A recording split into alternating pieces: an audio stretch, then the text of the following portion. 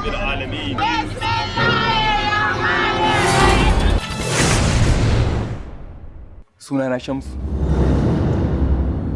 Na faɗa tarkon soyayyar kawarki ne Asma'u. Dan girman Allah ummi ki taimake ta so. Kuma duk duniya ke kaɗai ce za ki iya taimakawa zuciyata domin ta samu muradinta. Tarkashi. Yanzu kai ka dube ka kana almajiri da kai.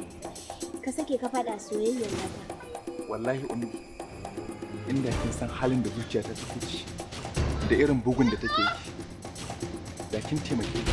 Dakata malam, wallahi idan bakinka ya sake furta wannan kalmar da kake son ka fita da shi daga bakinka, na rantse da Allah da lahira sai ya fi ka jin daɗi. Ban yi mamaki ba saboda ke dama 'yar tallaci.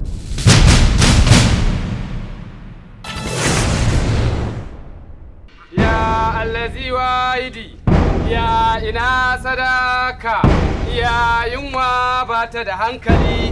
Iya tinjiya ban ci abinci ba. Ya kuke ganin za a yanzu? Ka sai yarinya da duk duniya babu wanda ta tsara sama da almajiri. In ta gane ni almajiri ne, ba san me zai faru ba. Kokarin da kake da shi, ni ba ni da shi. Ai kwakwalwa duk ɗaya ce, kawai dagewa ce. In dai ka sa a ranka za ka yi, to za ka yi. Bari Allah ya wuce. Za ki ga yadda zan mai a gaban ki. Sanda ba? Kace ga mu? Kace ga mu? Wannan ɗan abincin ka samo? Wallahi shi ma da ƙyar aka samu. Ni da nake so ka kamun abincin da zan ci yanzu in ci an jima an ci da dare. Wannan ɗan abincin ka samo mu? Ba ka nemo mu abincin da ci. Matuƙar zan samu abin da zuciyata take so.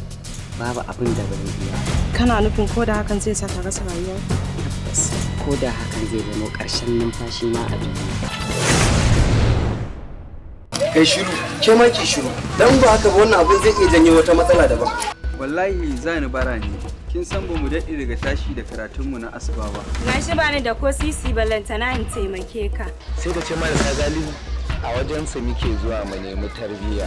Kan me za ka dinga zagin su? Allah ku rabu da shi, ba gwara mu da shi ba ma. Duk wanda ya gan ku kuna irin wannan mugun abu.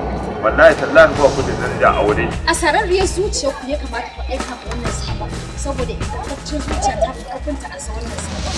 Yau da mun yanzu nake ta tunanin wallahi wanda zan aika ya so min itace. Yanzu kana nufin ba za ka shiga ba? Ka shiga. In ka shiga da ce ina gaishe.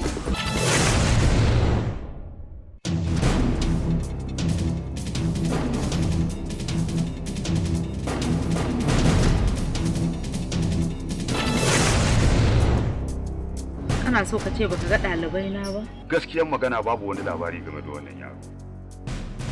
Dan ya kassara ka. Idan kuma uwarka ta yi magana, dan ya kora ka da kai da uwarka. Dan in canza ta, inda ka san ina canza riga ne yau da kullum. Dan ya canza mace.